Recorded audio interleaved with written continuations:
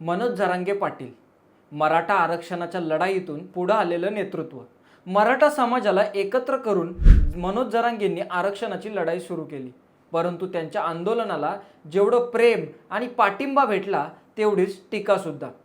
मनोज जरांगेंचे आंदोलन हे फक्त महायुतीवर आणि विशेष म्हणजे देवेंद्र फडणवीसांवर टीका करण्यासाठी आहे, ते शरद पवारांचे आहेत असे आरोप त्यांच्यावर करण्यात आले। त्यातच त्यांच्या आंदोलन धरसोडीमुळे त्यांना मिळणारा प्रतिसाद कमी झाला अशी चर्चा सुरू आहे।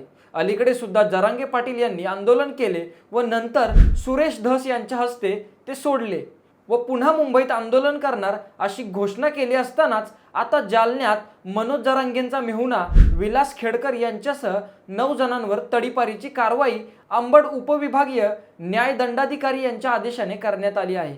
वाळू माफिया आणि अट्टल गुन्हेगारीच्या पार्श्वभूमीवर त्यांना जालना, बीड, परभणी आणि छत्रपती संभाजीनगरमधून तडीपार करण्यात आला आहे। विशेष म्हणजे यातील 6 जण मनोज जरांगेंच्या आंदोलनामध्ये सक्रिय होते। या कारवाईमुळे सरकारकडून जरांगे यांच्यावर दबाव टाकला जातोय का अशी चर्चा सुरू आहे।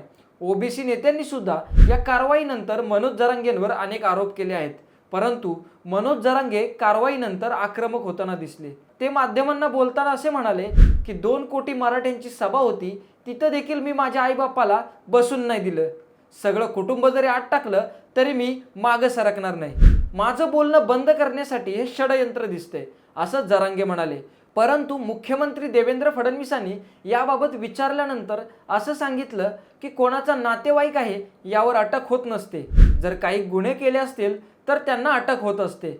त्यामुळे मनोज जरांगे यांचा मेहुणा विलास खेडकर व त्यांच्या सहकाऱ्यांवर तडीपारीची कारवाई झाल्यानंतर मनोज जरांगे चांगलेच आक्रमक झाले। तर या कारवाईमुळे जरांगेंच्या विरोधकांनी टीका सुद्धा केली। त्यामुळे जरांगेंना डॅमेज करण्यासाठी ही कारवाई आहे का, की विरोधक जे आरोप करत आहेत त्याप्रमाणे या तडीपार झालेल्यांच्या पाठी मनोज जरांगेंचाच हात आहे अशी चर्चा सुरू झाली आहे। या कारवाईवर तुमचं मत काय, बिनधास्त बोला आणि आपल्या चॅनलला सबस्क्राईब नक्की करा। धन्यवाद।